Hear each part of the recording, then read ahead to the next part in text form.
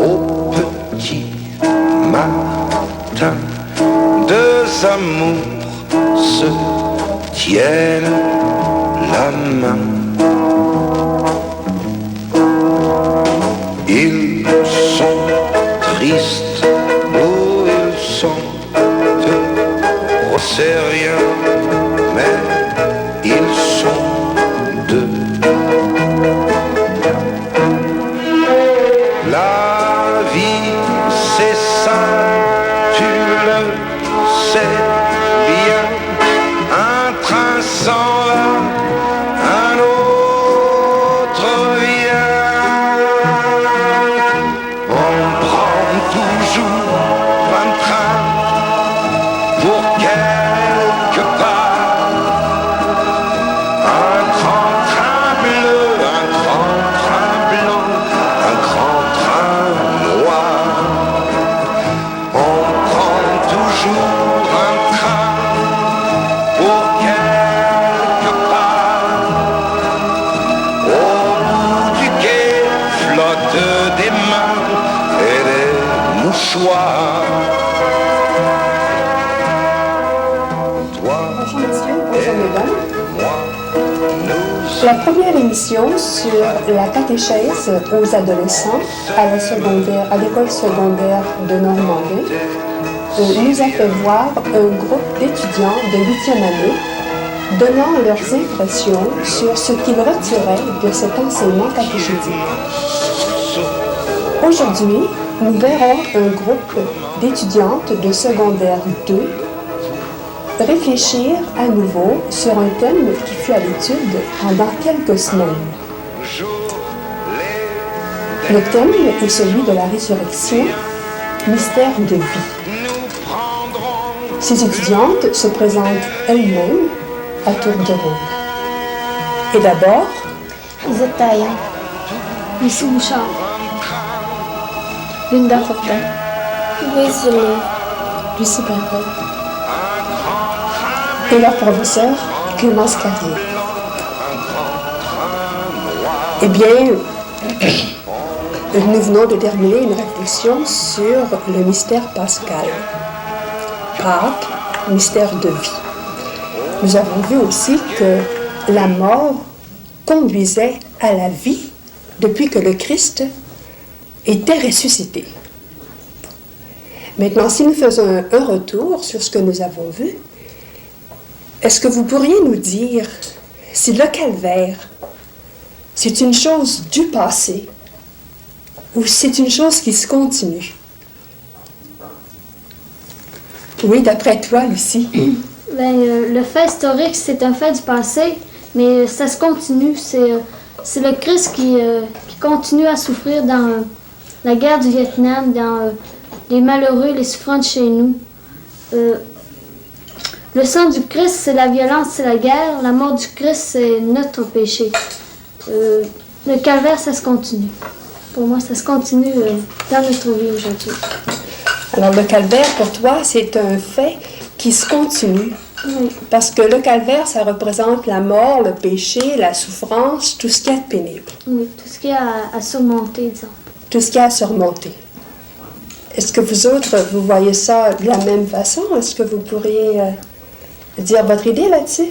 Toi, Louise? Oui, c'est comme la mort de Pierre Laporte, c'est une souffrance, mais c'est le Christ qui continue de souffrir dans l'humanité. Ce serait ça. Ah oui. Comme la ségrégation des Noirs, c'est de la haine, puis de la haine comprend la souffrance, puis le calvaire se continue. Mhm. Il y aura un enfant qui perd ses parents. Ça, c'est encore de la souffrance. C'est le calvaire qui se continue. Je pense que c'est une grosse souffrance aussi, là, un orphelin. Est-ce que tu vois ça un peu comme ça? Oui, moi je dirais par exemple, donc une mari qui perd sa femme, là.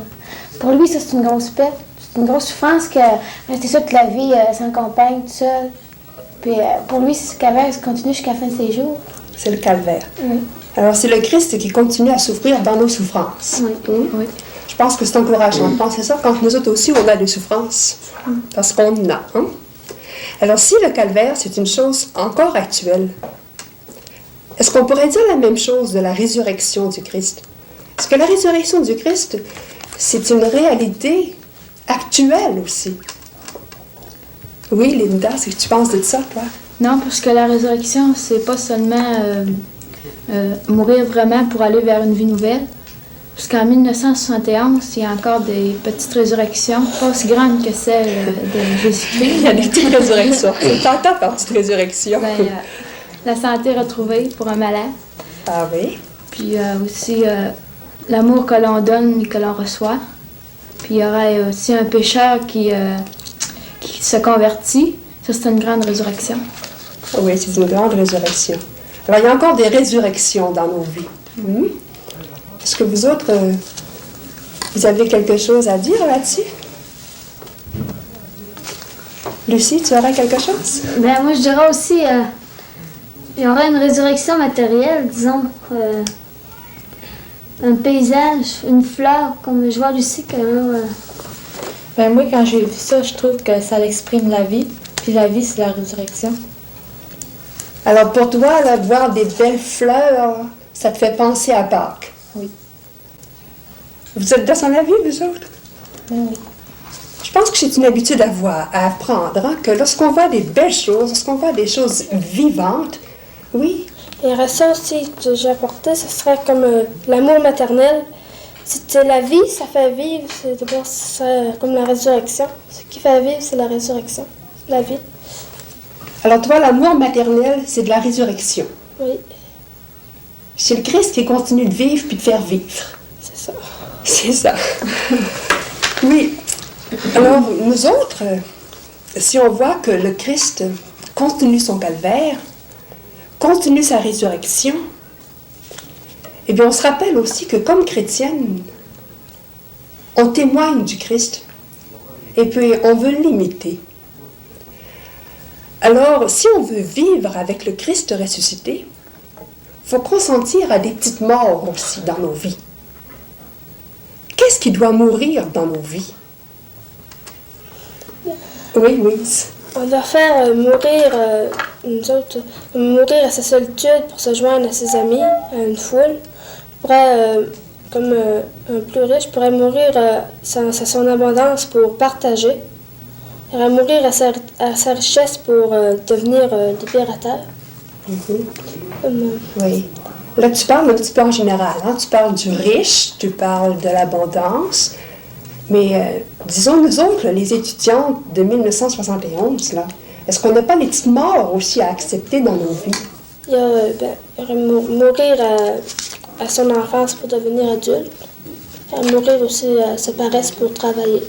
Ah oui, dans ce sens-là. Mourir à ses défauts pour s'améliorer. Mhm. Avez-vous d'autres choses à ajouter, vous autres? C'est pas mal complet. on va dire aussi mourir à ses caprices d'enfant pour vivre une autre étape de vie. Pas penser seulement à recevoir, penser aussi à donner. Ah oui. Alors, c'est le propre de l'enfant que de toujours recevoir. Hein? Mais quand on grandit, eh bien, il faut s'ouvrir aux autres. Il faut apprendre aussi à donner, à s'occuper de l'autre. Mhm. Il y a aussi mourir à son égoïsme. Parce que quand on est jeune, on pense à recevoir, mais pas à donner. Puis en vieillissant, on donne. On pense à recevoir aussi, mais moins qu'avant. Puis on donne. On pense moins à recevoir. Ah oui. Alors, ce qui veut dire, c'est que, rendu comme on est, là, hein, eh bien, on pense plutôt aux autres qu'à soi. Hein? On s'ouvre sur les autres. D'ailleurs, c'est ce que le Christ a fait. Hein? Lui, disons qu'il s'est donné complètement pour les autres. Alors, comme chrétienne, on doit aussi, nous autres, essayer de se donner aux autres. Hein? Il y a bien des façons, disons, de se donner aux autres. On n'entrera pas dans le détail de tout ça aujourd'hui, mais quand même, on pourrait réfléchir là-dessus aussi très longuement. Hein?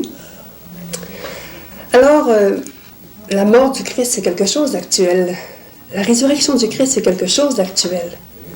Puis on voit que dans nos vies aussi, on doit accepter la mort pour vivre aussi, d'une certaine façon. Mais la foi au mystère du Christ ressuscité, qu'est-ce que ça doit changer dans nos vies? Qu'est-ce que ça change dans nos vies, ça? Oui, Lisette? Moi, je dirais, parce que le Christ est ressuscité, là, je suis sûre que moi, un jour, il va ressusciter. T'es sûr que tu vas ressusciter? Ben oui, T'es sûr que nous autres aussi, on va ressusciter? ben oui, il nous l'a prouvé lui-même en ressuscitant. Il a ressuscité, il nous l'a prouvé. Ça, ben, ça nous donne de l'espérance, de la foi. Puis en ayant ça, ben, on a un but précis, puis on croit à la deuxième vie, puis on arrive à être chrétien. Puis quand on est chrétien, ben, on essaie de copier la vie de Jésus, de faire pareil à lui, d'être bon, charitable, mais... Alors, pour toi, la résurrection du Christ, ça te fait espérer la vie éternelle, ça te fait croire, ça te fait attendre cette vie qui ne finira pas. Oui. Tu es sûr que ça va arriver? Ben oui. Nous autres aussi, je pense, parce que le Christ nous a dit que ceux qui croiraient en lui auraient la vie éternelle. Hein? Puis nous autres, on fait des efforts pour y croire, pour vivre comme lui. Alors toi, tu dis vivre comme lui, c'est être bon, c'est être charitable. C'est quoi encore vivre comme le Christ? Pour prendre comme exemple, comme suivre ce qu'il a fait. Là. Lui, il était bon, il pardonnait à tout le monde. Puis il faut l'imiter. Parce que je pense que le Christ, c'est le modèle parfait, d'après moi, là. J'en verrai pas un autre. C'est le modèle du chrétien, le modèle Oui, parfait. D'ailleurs, il l'a dit lui-même dans l'Évangile, hein, il a dit « Je suis la voie, la vérité, la vie hein? ». Ce qui veut dire que si on veut savoir où aller, il est la voie. Si on veut savoir ce qui est vrai, il est la vérité. Si on veut vivre, et bien croire en lui, il est la vie. Oui. Alors, on croit au Christ, et puis on dit qu'on essaie de devenir un peu comme lui, parce qu'on est chrétienne. Alors, être des témoins de la résurrection, c'est que ça voudrait dire, ça, pour nous autres. On devient un témoin de la résurrection en vivant la vie. On la puise dans la messe, dans l'Eucharistie, puis on peut la puiser aussi dans le partage. Ah oui, tu parles de la vie chrétienne, là, hein? Alors, la vie chrétienne, on la puise, tu dis, veux-tu répéter encore, là, disons que j'étais un peu... On la puise dans l'Eucharistie et dans la messe, et on peut aussi la puiser dans le partage. On peut puiser la vie dans le partage. Pourrais-tu expliquer ça un petit peu, là, ou vous autres, pourriez-vous expliquer ça? Puiser la vie dans le partage. Bien, en vivant avec l'autre, en le rendant heureux, en partageant avec, disons, c'est une vie, disons, qui partage avec les autres. C'est pas, On partage nos joies et nos peines. Oui. Quand on est joyeux, ben, on le rend heureux. Mais... Alors, ce qui revient à dire que partager la vie de l'autre, eh bien, c'est partager la vraie vie, parce qu'on partage son bonheur comme on partage notre bonheur. Au fond, c'est l'amour. Hein? Puis c'est le grand commandement de la vie chrétienne. Hein? Parce que le Christ nous a dit, aimez-vous les uns les autres. C'est à ce signe qu'on reconnaîtra que vous êtes mes disciples, à l'amour que vous aurez les uns pour les autres. Alors, je pense qu'à la fin de cette réflexion, là, on pourrait quand même, disons, se décider davantage à aimer les autres. Hein? Êtes-vous d'avis? Bon, alors je pense qu'on va saluer nos téléspectateurs, leur dire bonjour et les remercier. Et même si on commence déjà à penser un peu à Pâques, eh bien, je pense qu'on pourrait aussi se préparer à cette grande fête de la vie chrétienne, cette grande fête de l'Église.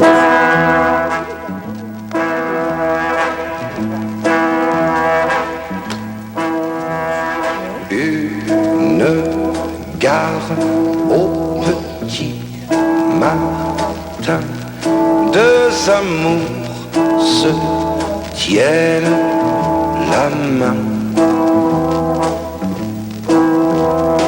Ils sont tristes ou ils sont heureux, on n'en sait rien, mais ils sont deux. La vie c'est ça, tu le sais bien, un train s'en va, un autre vient. On prend toujours un train pour quelque part, un grand train bleu, un grand train blanc, un grand train noir. On prend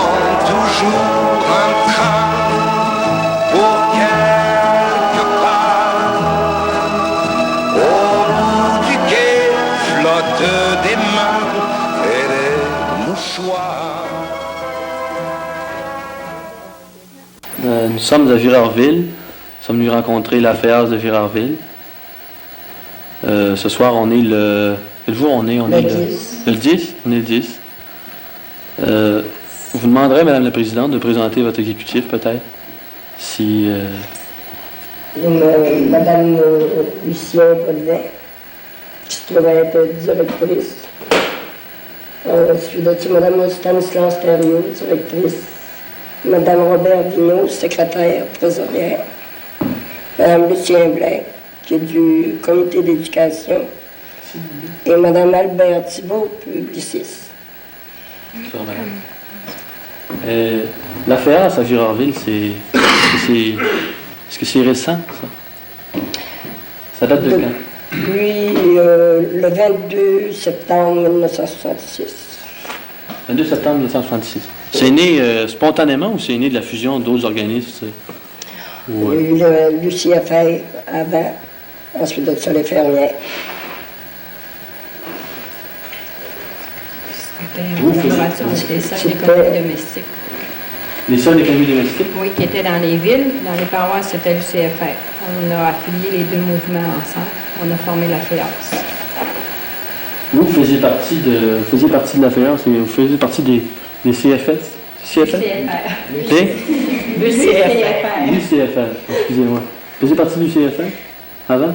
Vous, madame? Oui, depuis une quinzaine d'années que l'UCFR existait à Girardville. Puis avec la fusion qui a eu lieu en 1966, on est entré dans la barque. On a continué dans la FEAS. La FEAS, ça a quel but, ça? C'est un but, c'est l'éducation sociale. C'est l'Union catholique d'éducation sociale. C'est bien ça? Éducation et d'action. C'est surtout de l'action sociale. Hein? C'est un corps intermédiaire assez important puisqu'on est 45 à 50 000 membres dans la province. Dans le Québec. Actuellement. Oui, parce qu'en plus, il y a toutes sortes de choses, comme on remplit toutes sortes de rôles, c'est un peu de tout. C'est pour ça que c'est plus intéressant. Qu'est-ce que vous faites exactement là, en tant que rôle là, au niveau ici, par exemple, à Girardville? Qu'est-ce que vous avez entrepris dernièrement? Bien, chaque comité a son travail particulier. La FEAS, ça comprend, on est formé de 8 comités par site. Chaque comité a son travail particulier. C'est les comités d'action sociale, les comités de la commission urbaine, la commission rurale, les comités d'éducation, le comité des arts et culture. Chaque comité a son travail en particulier. À l'intérieur de Girardville, ces 8 comités-là fonctionnent actuellement. Oui. Pas les 8 parce que dans l'année, nous n'avons pas, on n'a pas eu le temps de les former au complet. Mais nous en avons 5 qui fonctionnent Régulièrement. Oui. Vous faites partie de quel comité, vous? Je suis publiciste. Publiciste à l'exécutif. Oui. C'est quoi ça, publiciste à l'exécutif de la FEAS? Bien, ça consiste à faire connaître par les moyens de publicité. Là, nous avons un journal entre nous. Puis, à part ça, Journal qui est régional? régional. Quand on a des activités, on les fait parvenir. Ça le fait connaître aux autres membres. Après ça aussi, ça consiste aussi par l'organisation des activités extérieures. C'est-à-dire, c'est extérieur? Dans notre milieu, là, tel que là, les scrapbooks, là, ça en est un, ça. Puis après, Nous allons avoir un bal aussi. nous allons avoir un bal. C'est moi. C'est vous, le Le trésor n'est pas très, très fort. Le trésor n'est pas fort. Non, d'abord qu'on se fait vivre, on n'a pas, disons, tellement besoin. C'est juste question de paperasse un petit peu. Puis quand vient le temps d'acheter des... Au niveau des comités, est-ce que c'est les comités qui se font vivre eux autres mêmes ou c'est... C'est tout ensemble. Tout ensemble? Oui. Tout est mis... Puis suivant quel comité on a besoin ou pas besoin? Bien, disons que les comités, c'est pas séparé. Il n'y a pas de cloison entre chacun. On a la caisse comme ça, puis si, comme en agriculture, s'il y a besoin de fils pour le montage des métiers, s'il y a besoin de réparation ou s'il y a des soirées d'organiser, comme là, le bal, ça va demander des dépenses un petit peu. même à nos petites soirées, on a toujours certaines dépenses. Si ça revient au comité d'éducation, qu'il y a des besoins des choses, c'est pas séparé, c'est tout ensemble. Un journal, comme Madame parlait tantôt, est-ce que ça demande un déboursier monétaire de la part des... Pas pour nous autres. Pas pour vous autres. C'est parce que ça fait partie de la fédération. Ah, vous payez une cotisation à une fédération? C'est ça, oui. Qui s'élève à combien? Est-ce que c'est la même pour toutes les affaires? La contribution est de 3 piastres par membre, mais on envoie 2 à la fédération. L'autre piastre nous reste pour le cercle. Est-ce que ce journal-là, c'est un moyen d'action, vous, Madame, par exemple, c'est un moyen d'action qui est valable? Ben moi, je ne peux pas vous dire tellement quels sont vraiment les buts. Là, je suis entrée dernièrement dans l'affaire. Seulement qu'on peut dire quand même qu'on a pris des initiatives un peu, je sais pas, un peu nouvelles. Nous autres, on a décidé, les femmes de la FEAS de Girardville, de faire des rencontres de fraternité auprès des personnes malades, des personnes âgées, aussi les jeunes mamans qui s'ennuient, ceux qui souffrent de solitude. Faire des visites de fraternité. On a décidé aussi de se faire des cahiers personnels avec des gravures. Pendant ce temps-là, ben, ça nous fait penser plus profondément qu'est-ce que c'est que l'amour, la charité envers son prochain. Puis, vu qu'il y a la paix dans le monde n'existe plus beaucoup, je pense que nous autres, les femmes, c'est les choses qui nous touchent de près. On pense que, en faisant ces visites-là, on va créer plus d'amour d'abord dans notre paroisse. Peut-être que ça deviendra un but peut-être régional aussi. Quand on aura additionné ça à la fin de l'année, on aura fait plusieurs rencontres qui nous auront apporté beaucoup et qui auront apporté aux autres aussi. Est-ce que ça serait un mouvement simplement de communication ou est-ce que ça va plus loin? Est-ce que c'est une action sociale ou est-ce que ça a une portée politique, par exemple? Oui, ça peut avoir une portée politique si c'est une chose qui touche à la société. On forme des résolutions qu'on envoie au gouvernement. On est écouté quand on envoie quelque chose au gouvernement. Une résolution envoyée par la fédération au gouvernement, c'est bien vu. Puis vous avez des réunions comme ça, par exemple ici ce soir c'est presque une réunion. Est-ce que vous avez des réunions comme ça souvent? Tous les mois. Tous les mois. Est-ce que vous avez des invités à ces réunions-là? Oui, assez souvent. Oui, comme ce soir, nous en avons. C'est M. Guy Debien, responsable régional de l'aide sociale, région Saguenay-Lac-Saint-Jean. Et M. Roch La Liberté, directeur du bureau d'aide sociale de Dolbeau. Ça se trouve à couvrir le territoire de Normandin à Saint-Louis-de-Chénimillo. Maintenant, si les dames veulent lui poser des questions, je vais vous le présenter à l'instant. Est-ce qu'on pourrait demander si M. de Saint-Patrick?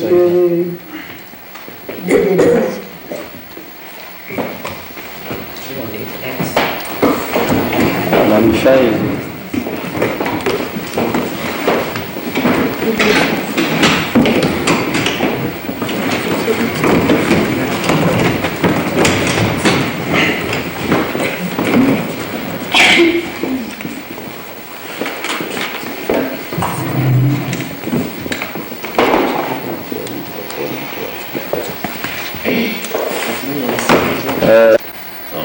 Les améliorations même qu'il y a eu de ce côté-là. D'accord. Alors, je suis très heureux de saluer les dames AFEAS de Girardville. Pour nous autres, c'est toujours un plaisir de prendre un contact avec les populations, de se rendre compte de ce qui se passe, peut-être d'identifier certains besoins, peut-être d'assurer une coopération qu'on désire ardemment. Je pense que tout ça, ça va se réaliser en créant des voies de communication. On ne peut que vous remercier pour avoir eu l'aimable idée de nous inviter à vous rencontrer dans votre réunion ce soir. Alors, vous êtes comme groupe défini tout à l'heure. On voudrait, dans un second temps, essayer de vous expliquer qu'est-ce qu'on fait dans la société régionale, quel service on apporte et qu'est-ce que ça peut signifier pour la population de Girardville, par exemple, qui est un milieu type dans le contexte. Et en même temps, savoir, par contre-coup, ce ce que vous ressentez.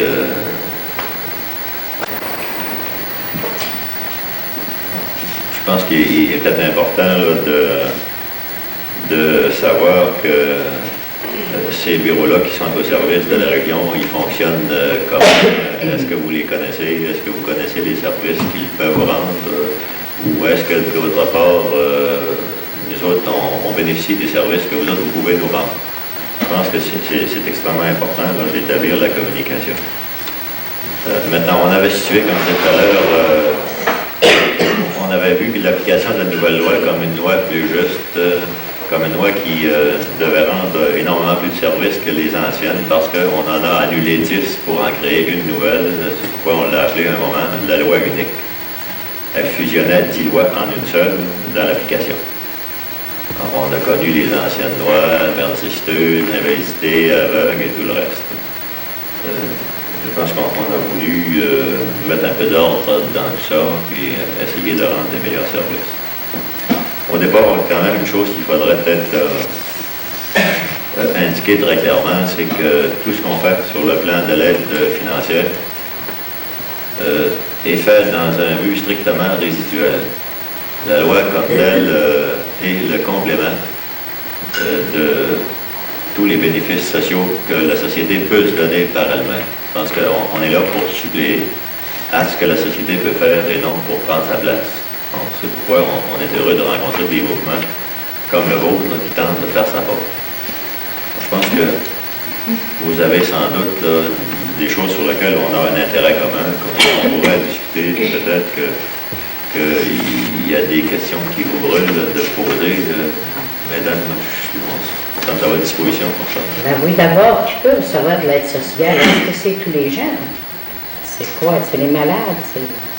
Non, je pense que toute la loi est basée sur une question de déficit. Alors, c'est affaire de revenus, c'est affaire de besoins, et c'est le déficit là, qui indique votre droit à l'aide. Alors, selon des normes préétablies dans la loi, au niveau du logement, au niveau de la nourriture, des vêtements, des besoins personnels et divers, au niveau d'autres besoins spéciaux, il y a un bilan comparatif qui est établi entre vos revenus et vos besoins selon les normes de la loi. Et le déficit vous rend éligible à des bénéfices. Donc, je pense que peut-être ce serait très difficile de préciser ces normes-là, puis mais quand même... J'entendais l'autre jour à la télévision quelqu'un, par exemple, que ça ne marche pas très bien avec son mari, puis elle avait plusieurs enfants, puis il fallait qu'elle attende un mois.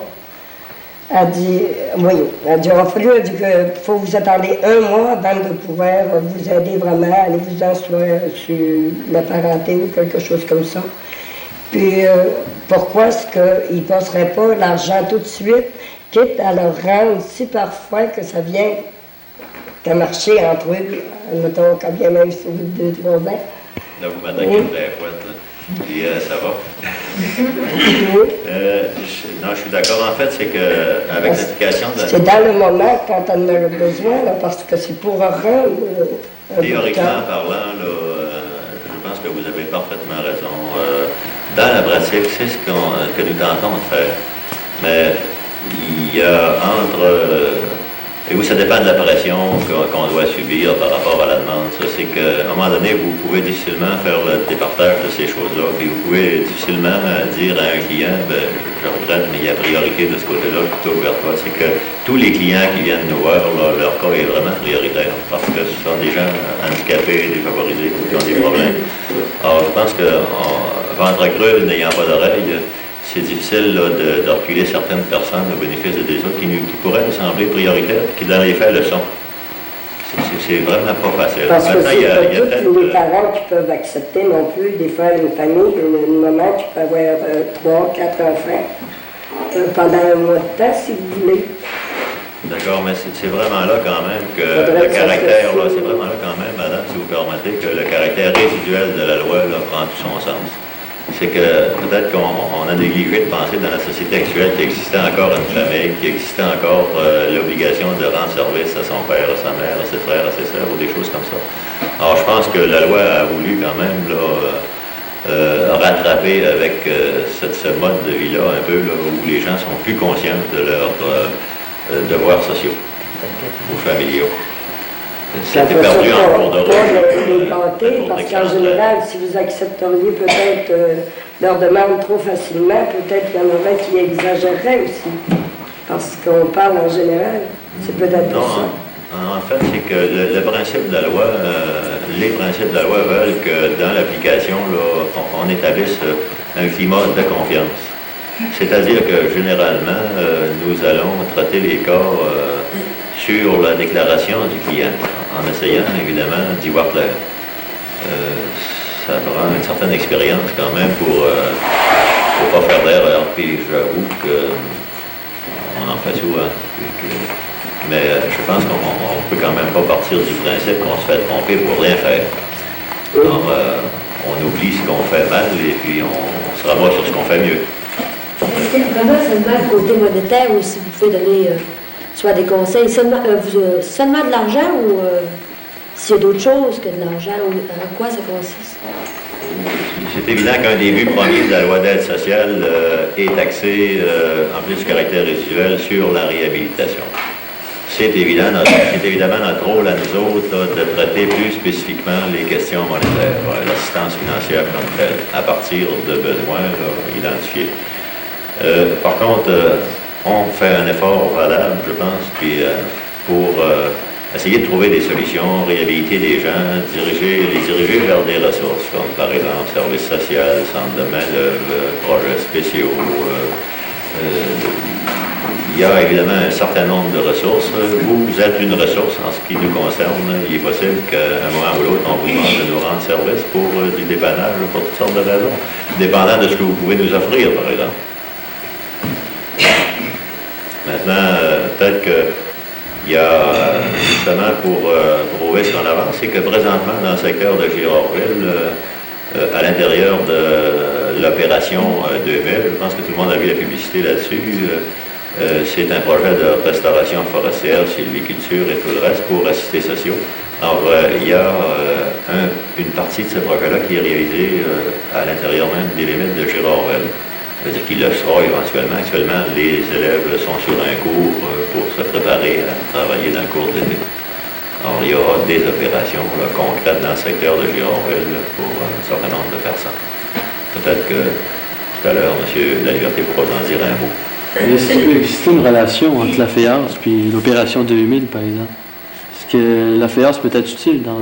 Ça serait très intéressant parce que, voyez-vous, la réhabilitation, ça part du traitement du cas. Ça veut dire qu'il faut identifier les problèmes. C'est peut-être des problèmes économiques, c'est peut-être des problèmes sociaux, conjugaux, de toute nature. Puis je pense que c'est là vraiment qu'on a besoin là, des ressources humaines là, environnantes, que toute la société participe à la réhabilitation complète de ces gens-là. Vous ne pouvez pas espérer là, réembaucher ces gens-là sur le marché du travail là, si vous n'avez pas réglé le problème fondamental qui a fait qu'ils sont devenus des assistés. Alors, ce serait énorme, en fait, ce qu'un groupement comme le vôtre pourrait faire à l'intérieur d'une expérience comme celle-là, par exemple. Ce serait intéressant d'ailleurs de la vivre. Est-ce que le cas d'être propriétaire peut nuire à quelqu'un qui est dans le besoin? D'être propriétaire d'une maison, je parle. Théoriquement, oui. Dépendant de la valeur estimative là, et dépendant de l'équité nette, tant par équité nette, la valeur réelle de la propriété, moins les hypothèques qui l'agrèvent. Alors, il est dit dans la loi, par exemple, que la valeur d'une propriété dont l'équité nette est supérieure à 8 000 tout versement d'assistance est fait en fonction d'un prêt et non pas d'un don. Alors,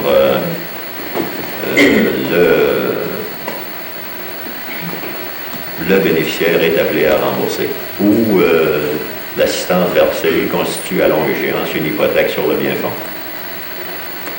Maintenant, je pense que peut-être que ça pourrait qu'à un moment ou l'autre, ça soit élargi dans la loi.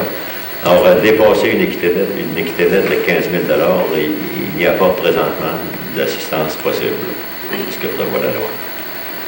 Je pense que quand même, dans le contexte du milieu rural en particulier, ça ne s'applique pas.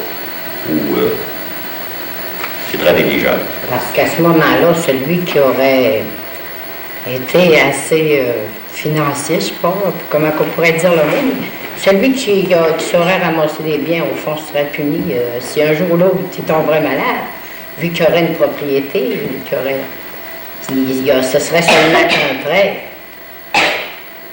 Ça, je trouve qu'il y a un danger. Il y a plusieurs lignes de pensée là-dessus. En principe, je suis d'accord avec vous, madame, que ça se pourrait être ça. Par contre, c'est que, en fait, comment présumer que quelqu'un est responsable d'avoir manqué de talent ou d'avoir reçu de mauvaise éducation? Je pense que ça partirait peut-être d'un préjugé de penser que... C'est pas à cause, c'est... Quand on parle de besoins ordinaires, tel le vêtement, le logement, le chauffage, tout ça, et qu'on parle ensuite de besoins spéciaux, qu'est-ce que ça veut dire au juste, les besoins spéciaux? Les besoins spéciaux, ça pourrait être une quantité infinie de choses. Ça veut dire que tout ce qui n'est pas prévu comme besoin ordinaire, comme par exemple, vous avez besoin de médicaments, c'est reconnu comme un besoin spécial. Vous avez besoin d'une prothèse quelconque, peut-être de dentier ou de lunettes ou n'importe quoi. À un moment donné, vous avez besoin, par exemple, d'une pièce de mobilier qui est indispensable. Là, il y a un très grand éventail, on pourrait en parler longtemps.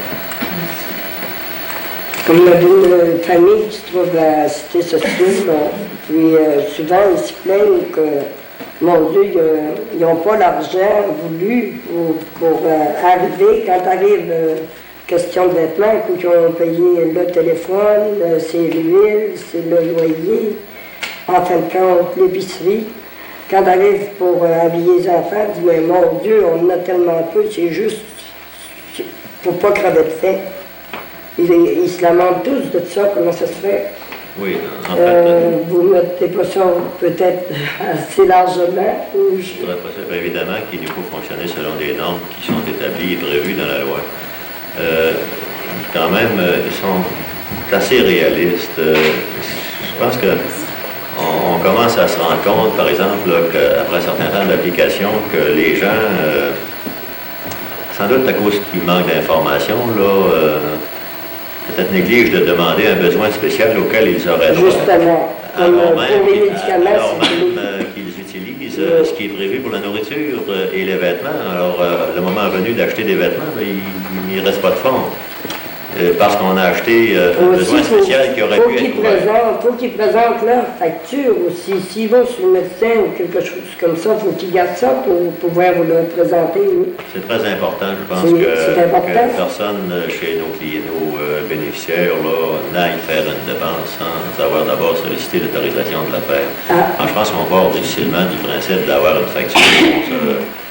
On s'éveille devant des faits acquis. Là. Je pense que c'est très important qu'il y ait une demande préalable qui soit formulée au bureau local auprès de l'agent de sécurité sociale avant de faire la dépense. Oui, c'est peut-être une chose qui va renseigner plusieurs. Est-ce que ça arrive que vous refusez à quelqu'un qui a fait la demande d'assistance?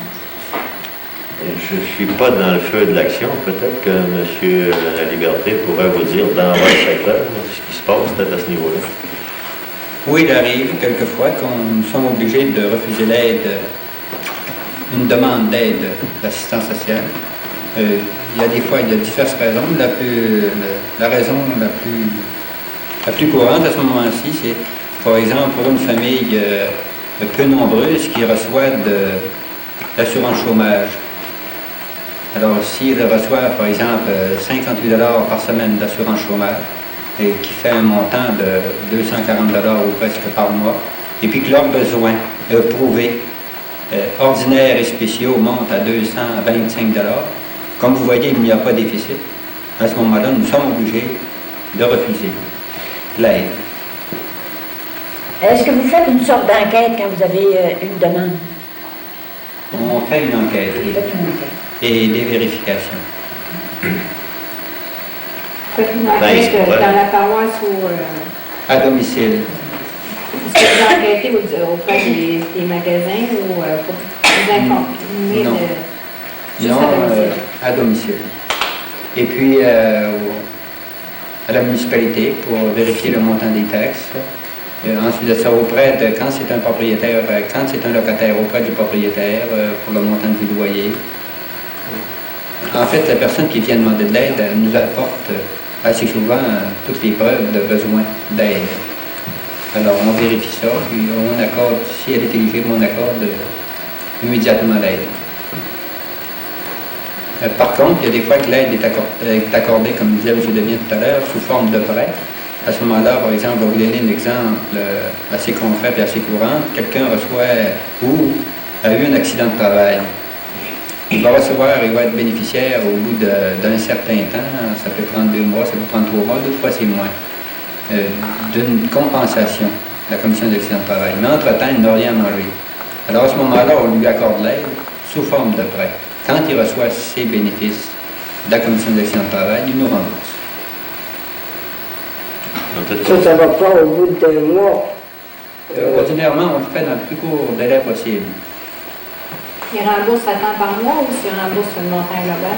Dans la commission des accidents de travail, il nous signe une formule que nous envoyons à la commission des accidents de travail et le chèque qu'il reçoit vient conjointement au nom du ministère et du requérant. Quand il a fini de vous rembourser, il est au même point, il n'a encore rien à manger. Non, mais là, le chèque rentre régulièrement après ça. Non, c'est qu'en fait, je pense qu'au moment où il a été assisté chez nous, il ne recevait pas les bénéfices, il en avait besoin. Il a tiré l'avantage suivant, à savoir qu'il a pu bénéficier de l'argent qui lui revenait et sans payer de l'intérêt. Non, mais moi, je sais pas. Il y en a qui n'ont pas de difficulté à recevoir de l'assistance sociale, tandis que d'autres qui ont beaucoup de difficultés, puis ils en ont autant besoin. Un comme l'autre. Je ne sais pas si c'est de la manière qu'ils s'y prennent de demander de l'aide ou si c'est parce que ils n'ont pas le tour de se lamenter. S'ils n'ont pas le tour de se lamenter, oui. Non, c'est très possible. En fait, c'est qu'il y a des variables là-dedans, puis il peut y avoir toutes sortes de raisons. Il y en a eu beaucoup de raisons, mais je pense que on n'a pas raison de s'excuser de ne pas avoir donné un service optimal, un service idéal depuis le 1er novembre. Pourtant, on a une infinité de bonnes raisons parce qu'on a demandé de réaliser un objectif là, extraordinaire, soit celui de revérifier, de revoir tous les cas du secteur, de tous les secteurs. Or, ce qui, humainement parlant, engageait tout le personnel là, pour 5 mois, puis qui pouvait faire seulement que ça. Par contre, dans le même temps, toute notre clientèle est venue nous voir, on a été assaillis de toutes parts, puis on n'était vraiment pas équipés, puis assez mal préparés à résister à un assaut comme ça, ce qui a fait qu'il y a toutes sortes d'anachronismes ou de difficultés qu'on vit présentement qui se corrigent quand même tranquillement.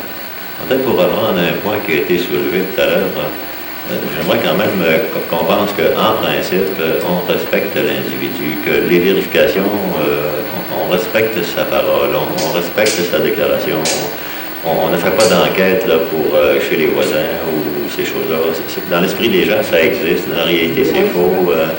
Puis, je pense que c'est plutôt par spot check, par exemple. On va peut-être vérifier un certain nombre de cas, mais les vérifications ne sont pas systématiques. Ça dépend des cas, ça dépend de... On entend de ça. Peut-être que pour le service, il y a des gens qui viennent nous voir. C'est vrai qu'il y a des gens qui, peut-être, comme vous dites, ils n'ont pas le tour de demander, ils n'ont peut-être pas le tour de donner la véritable image de leur situation, puis c'est malheureux que ça existe. Il y en a d'autres qui l'ont le tour. Il y en a qui l'ont doublement. Ils l'ont trop. Bon, veuillez m'excuser. Je vous remercie bien, mesdames. Je vous remercie bien, messieurs. J'espère que... Pardon? Je demandais à M. Roch à Liberté pour les assistés sociaux là, qui travaillent en forêt. J'aurais aimé que vous nous expliquiez ça un peu, vu que ça concerne Gironville. Il y a des gens de Gironville qui participent. Est-ce qu'on aura le temps? Oui, allez-y. Alors voici, c'est dans le programme de l'opération 2000. Ici à Dolbeau, actuellement, il y a des cours de restauration forestière. Il y a 36 personnes du secteur qui sont sur des cours au Juvénat Jean Dolbeau. Maintenant, Ces personnes-là, effectivement, seront dirigées à l'été en forêt sur un programme de foresterie quoi. Ça comprend, à Girardville, il n'y aura pas seulement, par exemple, les gens du secteur de Dolbeau ici qui seront dirigés là, parce que les gens du secteur Lac-Saint-Jean vont se joindre à ceux-là du secteur de Dolbeau pour aller travailler en forêt sur le programme. Ça veut dire que nous autres, les dames de Girardville, qu'on allait faire du reboisement, probablement qu'on n'ira pas au printemps. Ça va nous enlever notre petit gars. De toute façon, elle avait un but en vous posant la question. Ben oui, ça m'intéressait.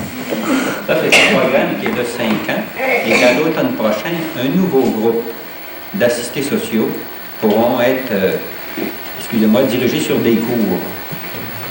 Je me demande souvent, ces assistés sociaux-là qui vont aller travailler, est-ce qu'ils vont avoir le même montant que quand ils sont assistés et qu'ils ne travaillent pas ou ils vont avoir un salaire ordinaire? Non, madame, ils vont travailler à forfait. Et ils vont avoir leur salaire. Leur salaire? C'est qu'ils vont gagner, oui. Ce ne sera pas un salaire fixe à temps par jour?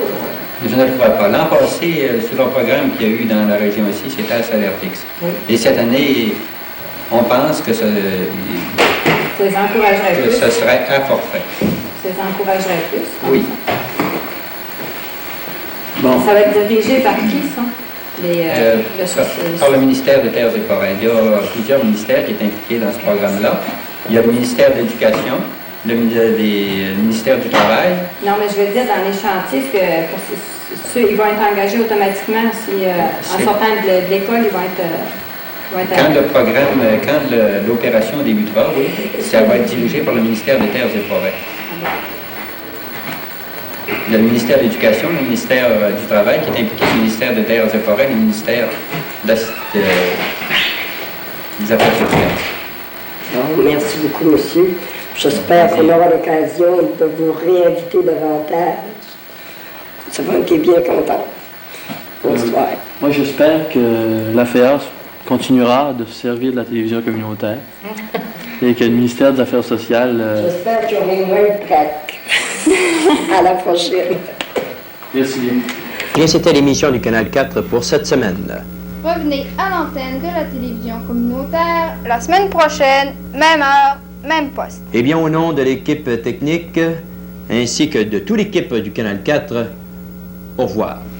Au revoir.